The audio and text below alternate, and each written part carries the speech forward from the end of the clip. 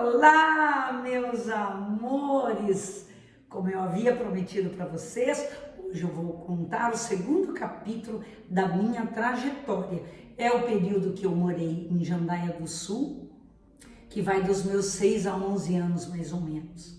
E vou começar contando o primeiro dia de escola. Vocês sabem que naquela época não tinha pré-primário, não tinha jardim de infância. Nós íamos imediatamente no primeiro ano. E eu me lembro que meu pai me levou, eu sempre estudei de manhã, então de manhã cedo meu pai me levou para a escola e me disse antes de sair: você olhe bem o caminho porque você vai voltar sozinha.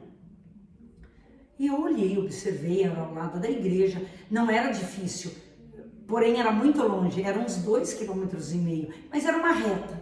Eu encontrava a igreja matriz e era ao lado. Bem, na volta da escola, eu encontrava todos os dias a minha mãe com meus 2 irmãos, a Sandra e o Marcos. Por quê? Porque eles estudavam à tarde e a minha mãe era professora desse grupo escolar de Jandaia do Sul. A minha mãe, eu via ela já de longe, né? Minha mãe muito bonita, um guarda-pó branco comprido, ela sempre assim, na subida e eu na descida.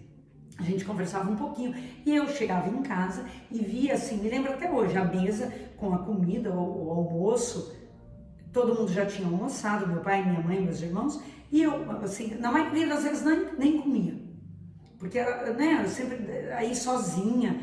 E me lembro, vocês sabem que casa da estação ferroviária são aquelas casas antigas, muito velhas, então tinha a pia, era aquela de cimento grudada na parede, muito alta. E eu muito pequenininha, né, 6 anos, então eu pegava um banquinho, empurrava e tirava toda a mesa e me lembro realmente até hoje eu lavando a louça, eu deixava tudo em ordem e depois eu estudava a tarde toda.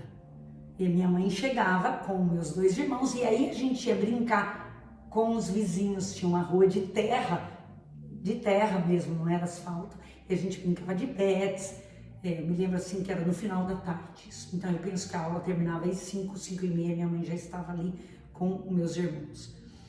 Me lembro muito da minha primeira amiga, Sônia Maria Ferraz, filha do Dr. Manuel, que era paralítica.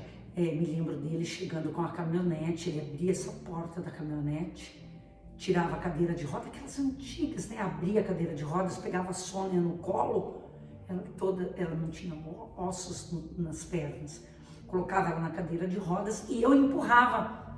Eu acho que nós fizemos uns 4 anos de escola juntas. E me lembro que a dona Sofia, sua mãe, fez sonho, começou a fazer sonho, não sei por quê, por quando.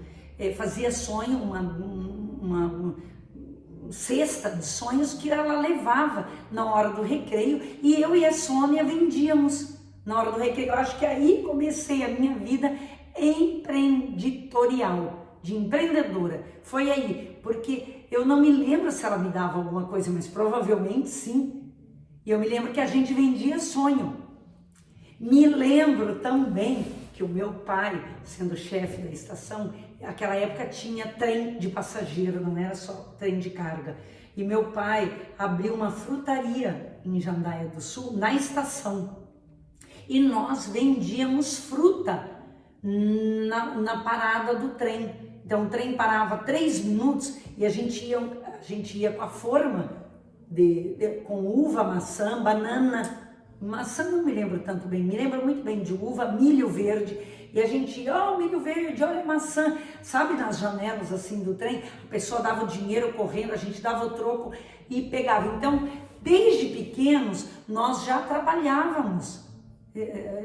Já tínhamos um dinheirinho. Eu me lembro que a minha mãe tinha uma lata em cima da geladeira que a gente deixava todo esse dinheiro não era frutaria, por quê? Porque abria 2 vezes por dia, no trem do meio-dia e no trem das 6 da tarde, que era trem de passageiro. Mas que delícia!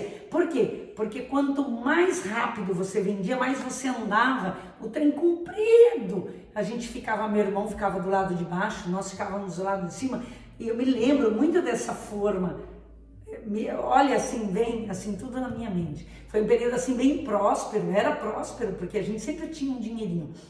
Me lembro também do meu tio Rec com a minha prima Marci, minha tia Doroti, que vieram para Jandaia do Sul, passaram alguns dias. Ele tinha um Galax branco enorme, ai, aquilo era assim super chique.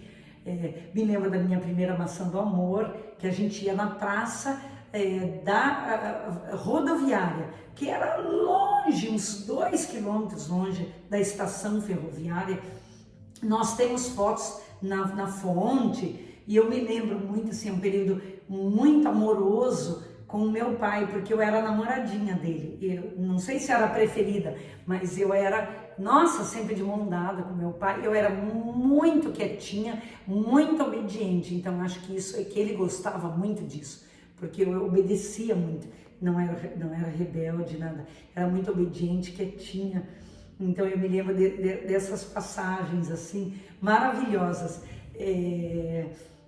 Me lembro também dos meus vizinhos, né? Do senhor Moacir, que era o chefe da estação, tinha uma casa grande, tudo era grande naquela época. Por quê? Porque a gente era muito pequeno. Foi assim um período muito feliz, não tanto relevante quanto eu gostaria que fosse, porque assim não foi aquela infância como a maioria das pessoas tem, assim, que depois prossegue, sabe? Que é o começo de uma vida. Aquele ali foi só o começo, porque depois meu pai foi transferido para Uraí. Eu me lembro que a minha irmã, a Sandra, ficou assim bem rebelde. Porque eu não vou, sabe? Mas ela tinha 1 ano e meio a mais do que eu, já era mais mocinha, né? Então já tinha as amigas, não queria muito. Eu não me lembro, assim, qual foi a minha reação. E aí, quando chegou essa carta de transferência, assim, do meu pai, nós fizemos essa mudança, que eu vou contar para vocês no próximo capítulo, que vai ser o 3º. Não vou contar hoje, porque assim vocês continuam me acompanhando, ok? Portanto, hoje eu desejo um bom giorno a te, um bom giorno a me e um bom giorno a Jandaia do Sul, que ficou nas minhas memórias, né?